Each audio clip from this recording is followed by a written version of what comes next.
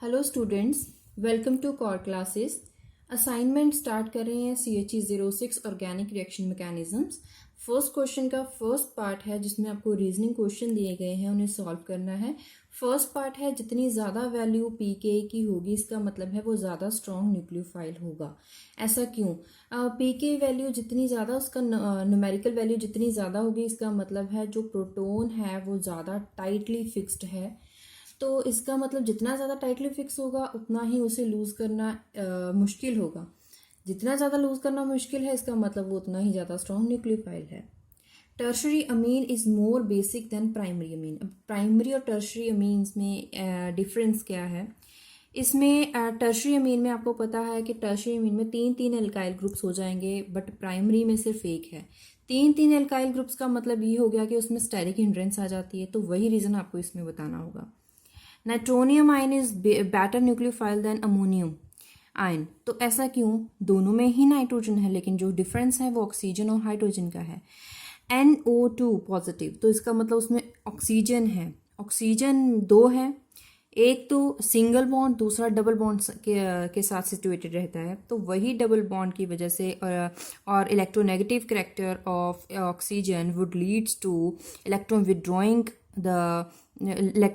Group, और इसके साथ साथ जो इसकी इलेक्ट्रॉन डेंसिटी होगी वो विड्रॉ हो जाएगी, जिससे नाइट्रोजन का जो नाइट्रोजन है वो पुअर हो जाएगा। कैसे पुअर हो जाएगा?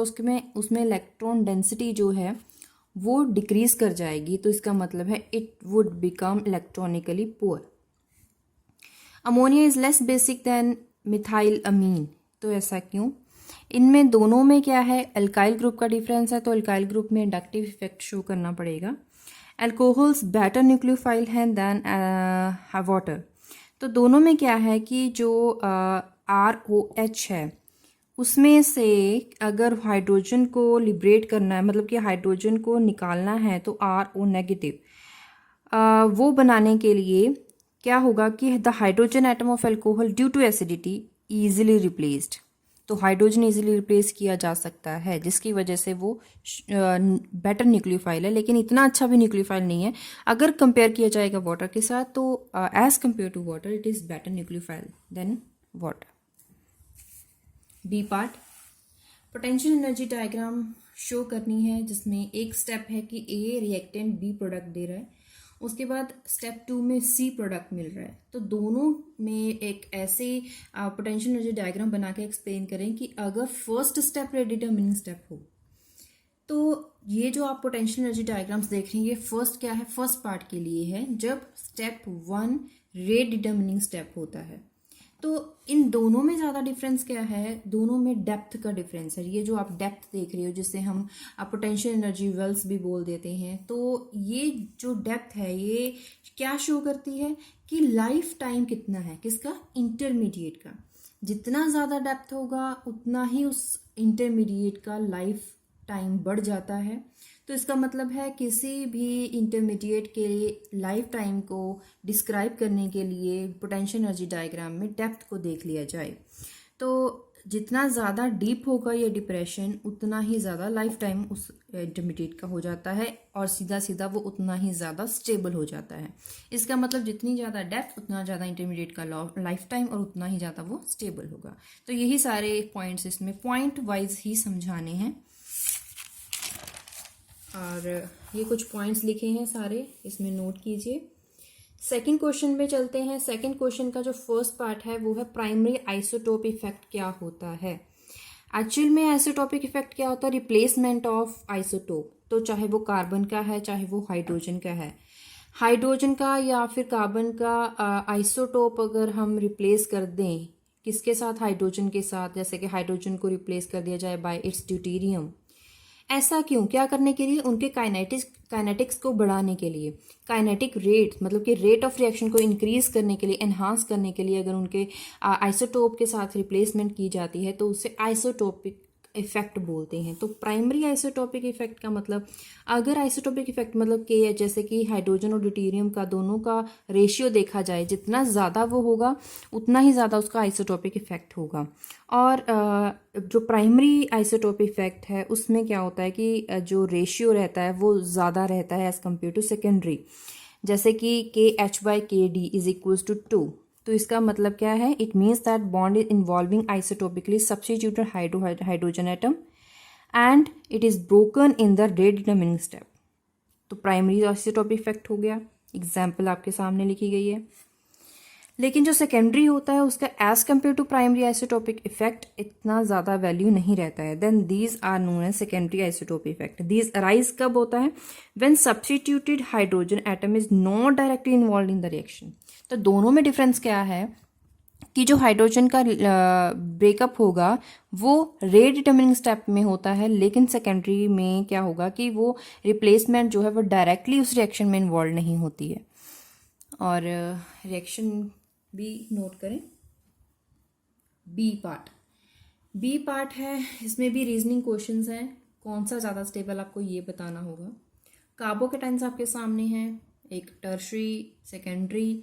आपको जो ट्रेंड है वो तो पता ही होगा कि सबसे ज़्यादा स्टेबल टर्शरी कार्बोकेटाइन होता है।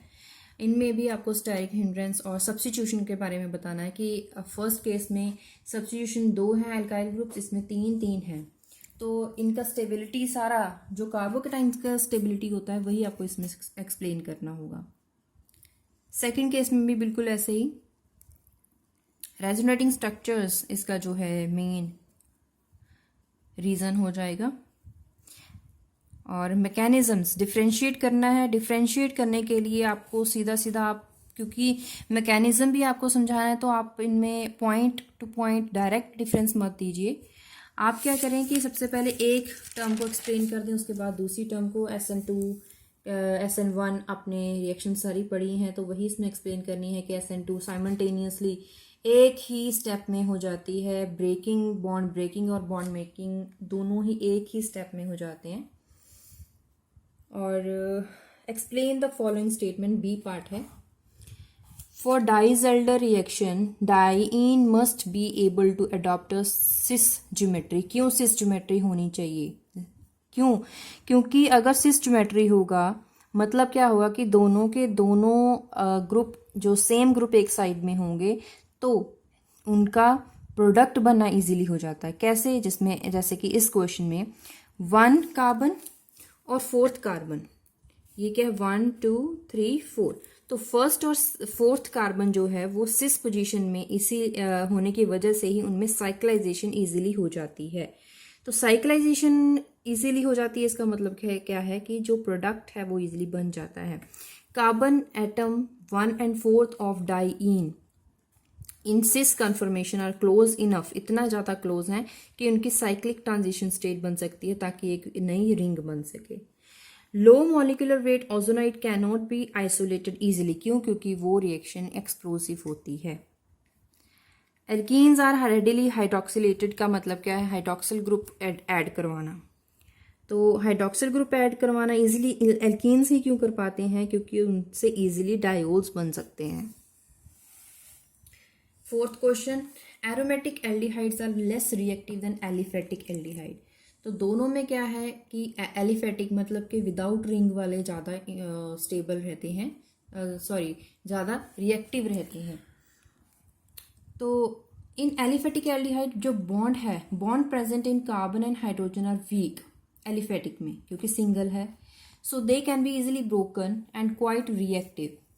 इजिली ब्रोकन है तो इजिली वो ज़्यादा रिएक्टिव भी होंगे। एरोमेटिक में इतना नहीं होता है क्योंकि वो स्टेबिलिटी इन्हांस हो जाती है। जो जितना ज़्यादा वो स्टेबल होगा उतना ही कम रिएक्टिव होगा। विटिंग रिएक्शन में मिथाइल और प्राइमरी और सेकेंडरी एल्काइल हैलाइड्स जो होते हैं वो एलाइड को प्रिपेयर कर सकते हैं, लेकिन टर्शरी में ऐसा नहीं होता है। क्यों? क्योंकि वो टर्शरी एल्काइल हैलाइड जो होता है वो न्यूक्लियोफाइल की पहुंच को ही ख़त्म कर देता है, वो उस साइड को ही ब्लॉक कर देता है। तो इसकी वजह से क्या हो जाता है कि जो सबस्ट्रेट है वो इस रिएजेंट को, जिसे विटिंग रिएजेंट बोला जाता है, उसकी फॉर्मेशन इजीली नहीं कर पाता है। एल्डोल कंडेंसेशन में एल्डिहाइड में अल्फा हाइड्रोजन होना ज़रूरी है। क्यों? क्योंकि जो अल्फा हाइड्रोजन है it would act electron withdrawing capacity of the carbonyl group and resonance stabilization of conjugate base. आपने एल्डोल कंडेंसेशंस पढ़ी होंगी, एल्डोल, क्रॉस एल्डोल, उनमें ये रीज़न हमेशा लिखा जाता है। Explain the following. E2 elimination does not give rearranged product.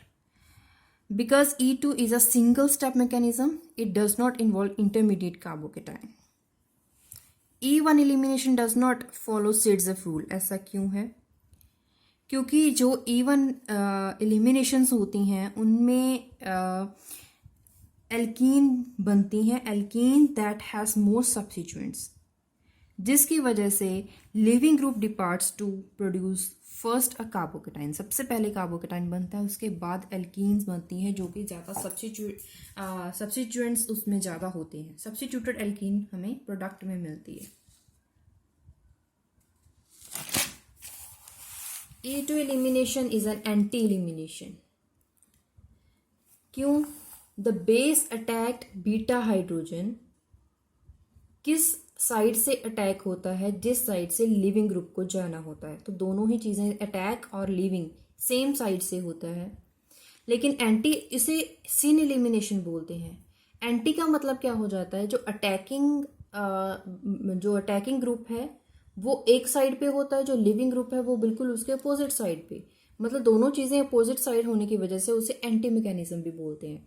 Isotope effect is absent in E1 elimination. Isotopic effect इसमें नहीं होता है। The reaction rate is influenced only by the concentration of alkyl halide. तो इसका मतलब क्या है? उसमें आइसोटोपिक इफेक्ट का कोई मतलब नहीं रहता है। सिर्फ रेट ऑफ रिएक्शन का जो असर है वो सिर्फ और सिर्फ किस चीज़ पे डिपेंड करता है कि वो एल्काइल हैलाइड जो है उसकी कंसंट्रेशन कितनी है। इस चीज़ पे डिपेंड नहीं करता है कि रेट कि उसमें ड्यूटीरियम के साथ या फिर किस चीज़ के साथ उसे रिप्लेसमेंट करने की ज़रूरत है। कुछ कन्वर्जन्स हैं,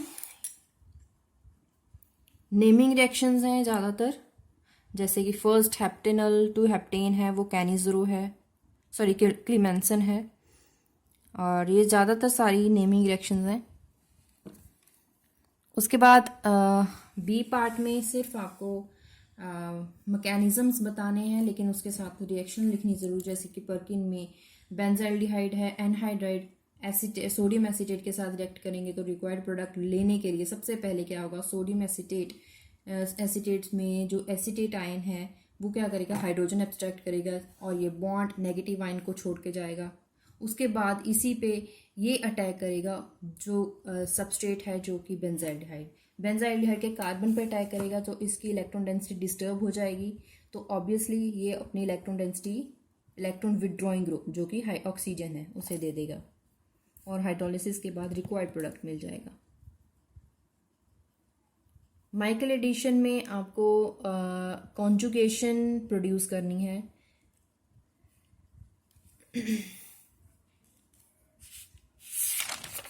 इसके बाद वोल्फ-किशनर रिडक्शन, हाइड्रोजोन के ऊपर बेस का अटैक और उसने हाइड्रोजन को एब्स्ट्रैक्ट करा, नाइट्रोजन के ऊपर नेगेटिव साइन, और उसके बाद वाटर का अटैक, वाटर के साथ रिएक्ट करा। मेन इसमें बात क्या है कि इसमें जितने भी नाइट्रोजन्स हैं उनको रिमूव करवाना है। तो 2 नाइट्रोजन्स हैं, ये पूरे ग्रुप को रिमूव करवाना होगा।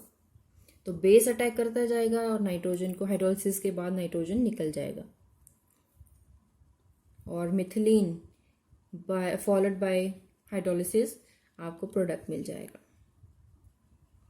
और इसी के साथ, क्योंकि इस असाइनमेंट में टोटल 10 क्वेश्चंस हैं, वेरियस पार्ट्स हैं उनके, लेकिन हमने 5 क्वेश्चंस कंप्लीट कर लिए हैं, तो हमने हाफ असाइनमेंट कंप्लीट कर ली है। तो जल्दी ही इसकी नेक्स्ट वीडियो भी अपलोड करेंगे, क्योंकि बहुत सारे स्टूडेंट्स हैं, कुछ स्टूडेंट्स को ज़्यादा पहले चाहिए CHE 5, CHE 10, बहुत ज़्यादा डिमांड है।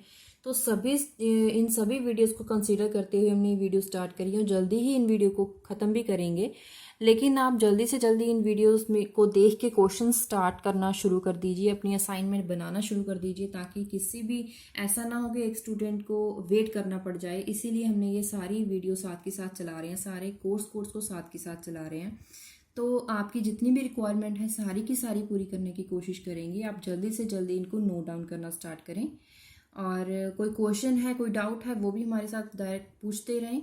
और फिर भी अगर आपको टाइम आपके पास ज़्यादा नहीं है और आपको जल्दी से जल्दी इसको असाइनमेंट को कंप्लीट करना है, पीडीएफ चाहिए, तो वो भी आप हमारे साथ हमसे ले सकते हैं। हमारे साथ कांटेक्ट करें व्हाट्सएप पे या इंस्टाग्राम पे, और आपको पीडीएफ मिल जाएगी।